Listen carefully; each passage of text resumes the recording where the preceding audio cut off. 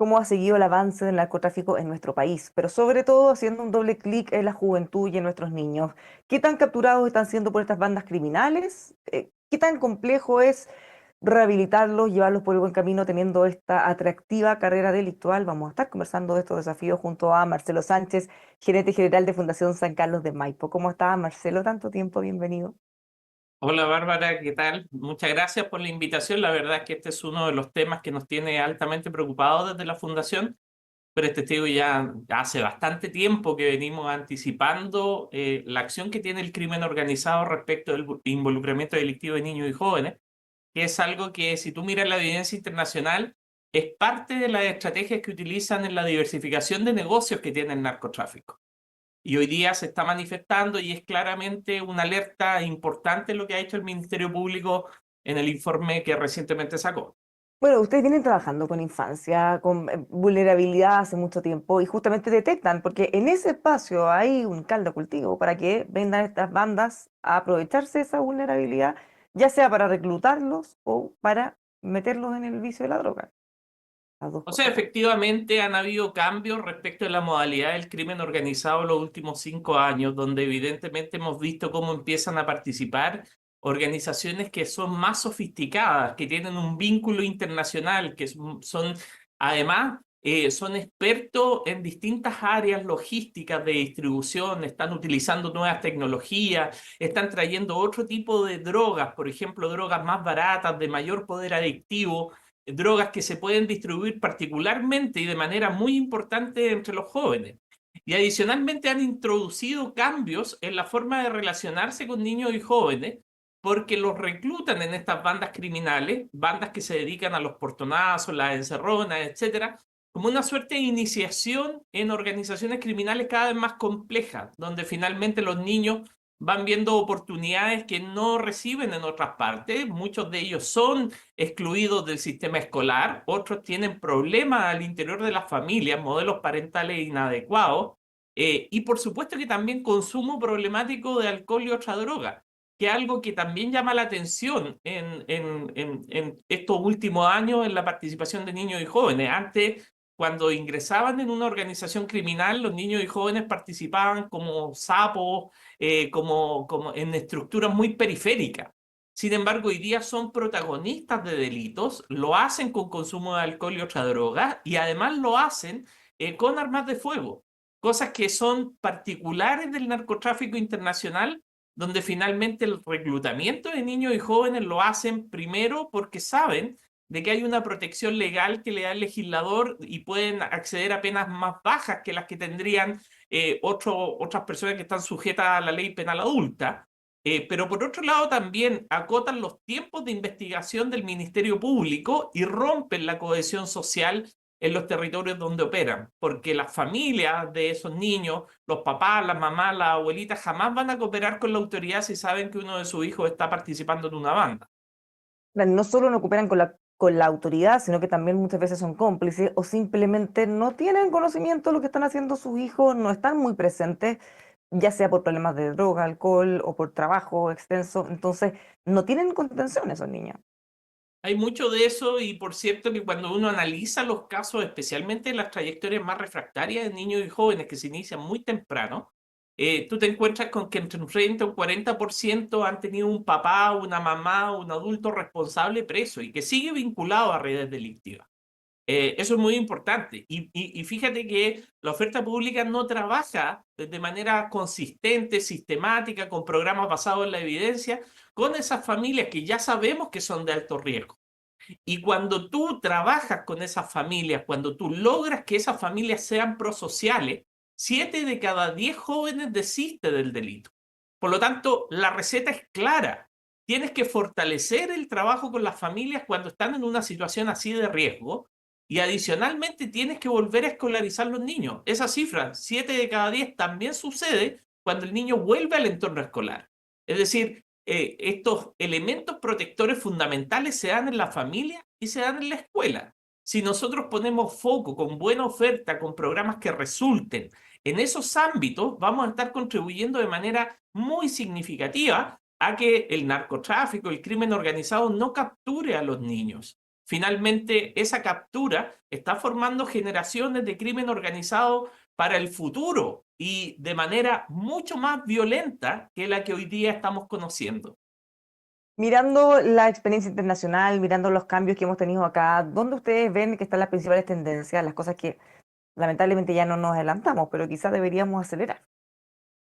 A ver, o sea, las tendencias delictivas hoy día son muy sofisticadas, están muy extendidas en distintos tipos de servicios. El narcotráfico maneja un holding como cualquier negocio. El narcotráfico es un negocio de rentabilidad que tiene retorno entre 3 y 6 meses.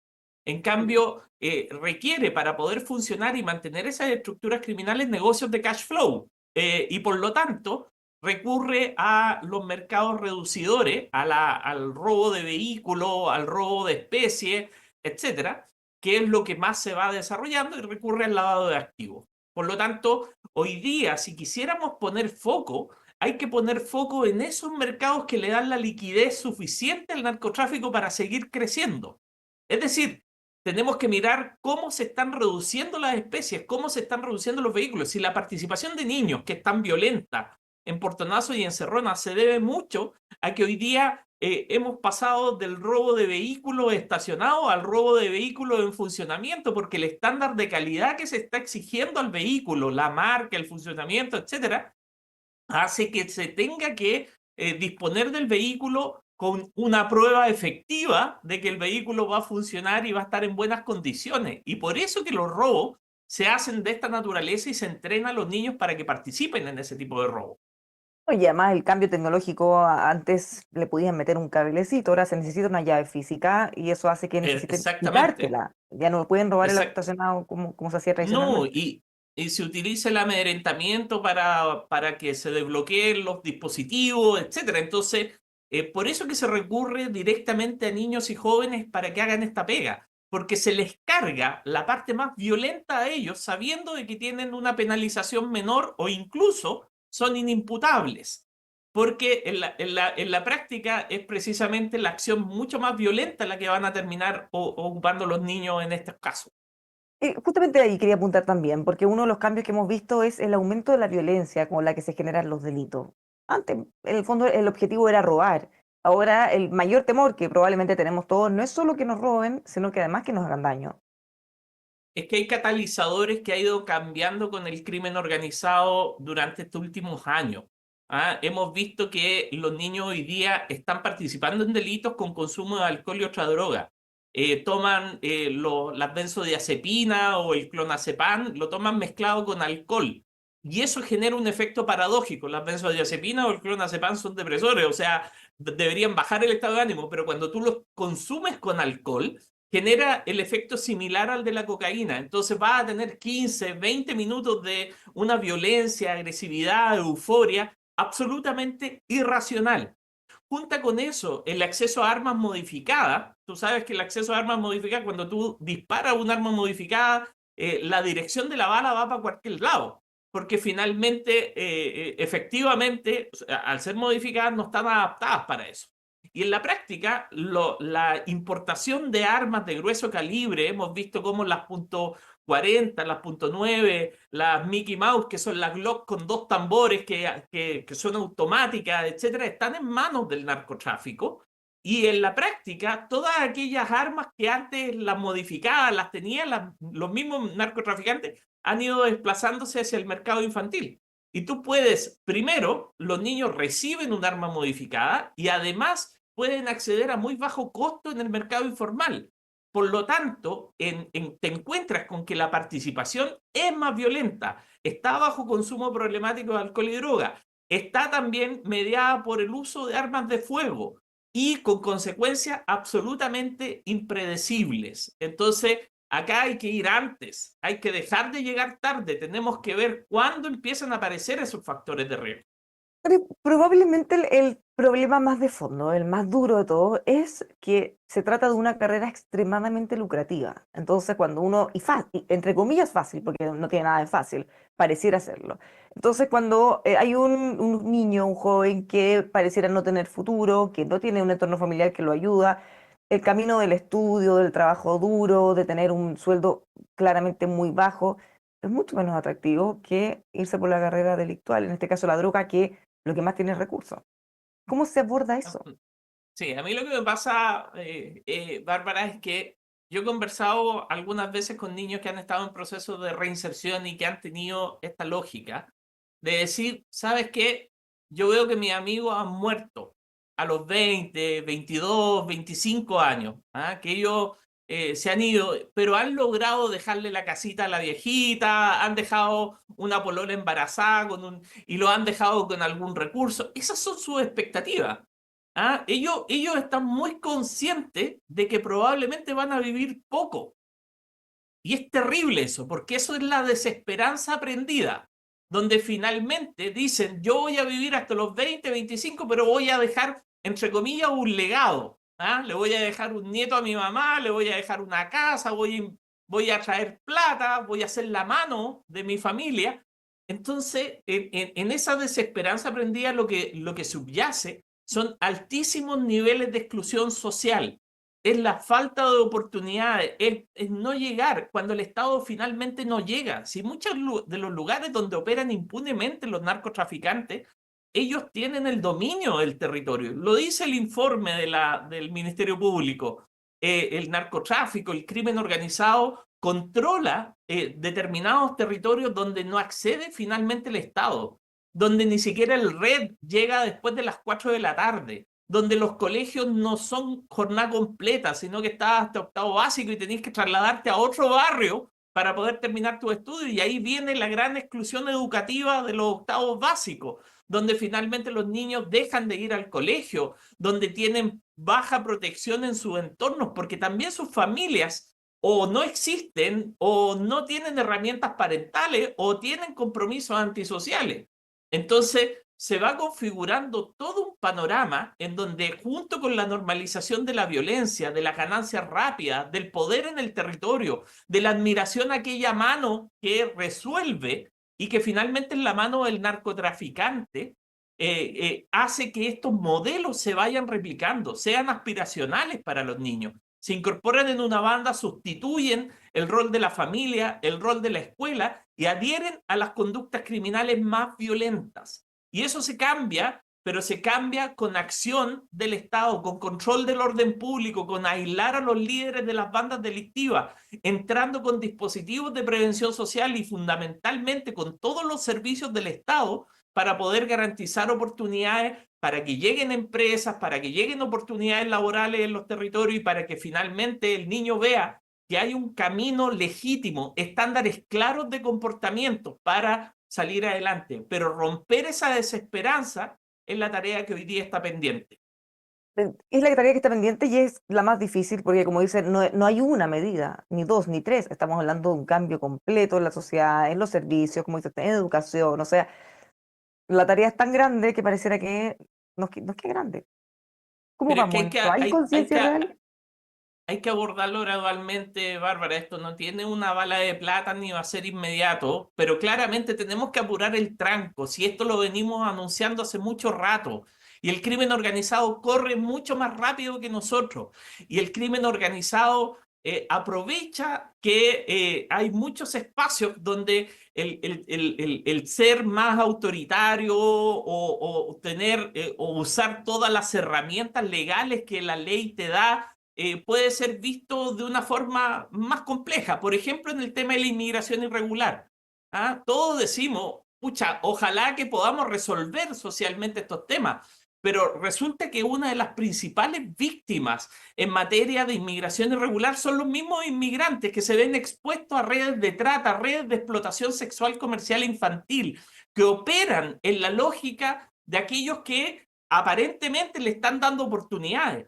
O si te encuentras en asentamientos precarios como campamentos donde hay mafias, realmente mafias vinculadas al crimen organizado que está controlando ese territorio. Entonces, acá tenemos que mirar los datos con objetividad y tenemos que poner al servicio de la solución de esto todas las herramientas legales dentro del derecho para poder forzar la acción que nos dé las posibilidades del control del orden público. Es inconcebible que no tengamos una cárcel especializada, totalmente aislada, para los líderes de las bandas delictivas. Tenemos más de 1.200 líderes en nuestro sistema penal que operan desde las cárceles. Tenemos que segregarlos, tenemos que aislarlos, y una vez que los tengamos aislados, tenemos que entrar con fuerza a los territorios, allanar donde operan estas bandas delictivas, desarmarlas, porque es la única forma de recuperar el espacio para el Estado, para la prevención social y para el desarrollo de los niños. ¿Cómo van o cómo han ido evolucionando también el tipo de drogas que consumen? Porque de hecho ahora está en alerta el fentanilo en Estados Unidos, pero ¿qué pasa con nosotros? ¿Lo habíamos hablado en algún momento? ¿Se levantó una alerta? ¿Se le bajó el perfil? ¿Pasó o es que simplemente la hemos mirado hacia el lado? No, para nada. Yo creo que acá lo que se viene son específicamente estas drogas de diseño, se vienen las drogas que son más accesibles, son más baratas, pueden llegar a través de la tecnología, el delivery, por ejemplo, las plataformas, y por eso es muy nocivo y muy peligroso para los niños. El fentanilo, no sé si tú te acuerdas, pero una de las incautaciones del año pasado fue fentanilo mezclado con ketamina, que es básicamente lo que popularmente acá en Chile se llama la TUSI, que es básicamente un analgésico para caballo, un anestésico para caballo mezclado con jugo de frutilla. Pero además ahora le están echando unas gotitas de fentanilo. Y entonces, cuando eso empezó a pasar, dijimos, oye, acá alerta, no solamente la distribución de fentanilo o el robo de fentanilo desde el canal hospitalario, que hay una alerta importante para el control de drogas. Estamos viendo, hay noticias recientes de cómo se disponen las drogas que son incautadas. Oye, eso es gravísimo, porque piensa, si los narcotraficantes van a ser quitadas de droga a otros narcotraficantes, ¿en qué momento van a empezar a ser quitadas de droga donde se está almacenando la droga que no se destruye? Eso es gravísimo. Y es gravísimo también que hoy día operan laboratorios donde se patea la droga, donde se mezcla, porque Chile tiene la ventaja de ser un país minero que tiene un buen acceso a precursores de la minería que son utilizados para el desarrollo de drogas sintéticas. Y por lo tanto, eso va a venir en desarrollo. Y lo peor de todo es que va a estar enfocado en niños y adolescentes. Así lo vimos, cómo creció el consumo de TUSI en niños y adolescentes. El consumo de tranquilizantes sin receta es el más alto en Latinoamérica, y muy por sobre del consumo de población general. O sea, estamos hablando de un 9,5% de niños y escolares que están consumiendo tranquilizantes sin receta. Entonces, el canal de distribución, el mercado ya está dispuesto. ¿Ah? La mesa ya está servida para que el narcotraficante pueda llegar con estas drogas sintéticas de más alto poder adictivo y de menor costo a niños y jóvenes. Y si bien es cierto esto, hay que tener cuidado, porque cuando uno hace comunicación de riesgo, tiene que tener cuidado respecto de las drogas que van para la población universal versus las drogas que son para segmentos específicos. Estos segmentos específicos van a ir creciendo en el tiempo y tienen que preocuparnos porque van a estar directamente relacionados con el crimen organizado y con la seguridad. Ahora, cuando mencionan algunos de estos compuestos, es veneno puro. O sea, que el consumo, además de todo lo que hemos hablado, o sea, claramente tiene que tener efecto secuela en los niños quienes la consumen. O sea, el fentanilo en la primera dosis te puede matar, y los niños no lo van a detectar porque mezclado con TUSI, el fentanilo es inoloro, es incoloro. Entonces, si llega un compuesto, una tableta mezclada con fentanilo y TUSI a manos de un niño, es muy difícil que el niño pueda percibir que ahí está potenciado con fentanilo, y puede terminar muerto. Entonces, no es trivial. ¿Ah? Y yo creo que esto es una alerta, y hace bien el Senda en desarrollar una estrategia para este tipo de droga, pero tenemos que tener claramente otro tipo de acciones muy concretas. O sea, hoy día hay que mirar esto como un sistema donde los portonazos, las encerronas alimentan la operación del narcotráfico, donde finalmente tenemos que fortalecer a las instituciones públicas, al registro civil, a aduana, a todos aquellos donde pueden generarse estas brechas que aproveche el narcotráfico. Si nosotros no hacemos eso, el cash flow, la liquidez que dan estos negocios van a estar nutriendo el desarrollo del narcotráfico y particularmente van a estar potenciando estos mercados emergentes como las drogas sintéticas para segmentos especialmente juveniles donde se aprovechan de la tecnología para llegar a ellos. Nos quedamos entonces con estas preocupaciones, viendo cómo sigue evolucionando. Marcelo, muchas gracias como siempre por venir a conversar con nosotros. Muchas gracias, Bárbara. Gracias a usted. Igualmente, igual, los dejamos invitados a que sigan junto a nosotros aquí en emol.com.